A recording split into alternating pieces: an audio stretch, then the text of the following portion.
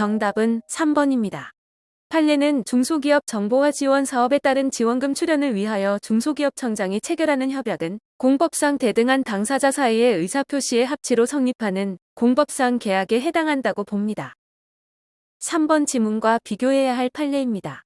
과학기술기본법령에 따른 두뇌한국사업협약의 해지통보는 단순히 대등 당사자의 지위에서 형성된 공법상 계약을 계약 당사자의 지위에서 종료시키는 의사표시에 불과한 것이 아니라 행정청이 우월적 지위에서 연구개발비의 회수 및 관련자에 대한 국가연구개발 사업, 참여 제한 등의 법률상 효과를 발생시키는 행정처분에 해당한다고 봅니다.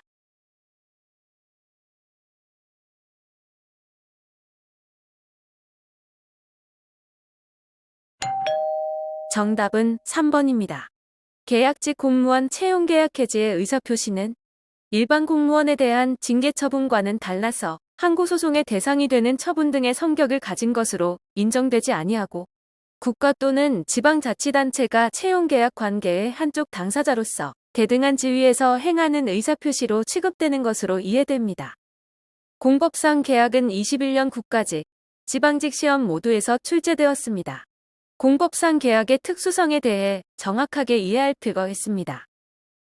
공법상 계약이란 공법적 효과 발생을 목적으로 복수 당사자 간의 반대 방향의 의사표시의 합치에 의하여 성립하는 공법행위를 말합니다.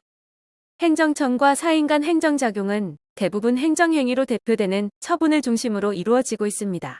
하지만 행정작용은 행정청의 일반적인 작용인 처분뿐 아니라 행정청과 사인이 대등한 지위에서 의사합의를 통해 이루어질 수도 있습니다. 이렇게 행정청과 사인이 대등한 지위에서 의사합치를 통해 이루어지는 행정작용의 전형적 유형이 공법상 계약인 것입니다. 지금까지 공법상 계약에 대한 일반 규정이 없었지만 행정기본법 제27조의 명문으로 규정하고 있습니다. 공법상 계약은 권력작용에서 인정되는 공정력, 존속력, 집행력 등은 인정되지 않습니다. 사정 변경이 있는 경우 행정주체는 공익상의 견지에서 일방적으로 계약을 해제, 변경할 수 있으나 행정객체는 이를 신청할 수 있을 뿐 해제할 수 없다고 할 것입니다. 따라서 공법상 계약에는 민법상의 계약해제 규정이 그대로 적용되지 않습니다. 공법상 계약에 하자가 있는 경우 당해 계약은 무효가 될 뿐입니다. 행정행위와 같이 취소할 수 있는 공법상 계약은 있을 수 없습니다. 그 이유는 공법상 계약은 권력작용인 행정행위와는 달리 공정력이 인정되지 않기 때문입니다. 우리나라 행정절차법에는 공법상 계약에 관하여 규정을 두고 있지 않습니다. 판례도 공법상 계약의 경우 일반적인 행정처분과 같이 행정절차법에 의하여 근거와 이유를 제시하여야 하는 것은 아니라는 입장입니다.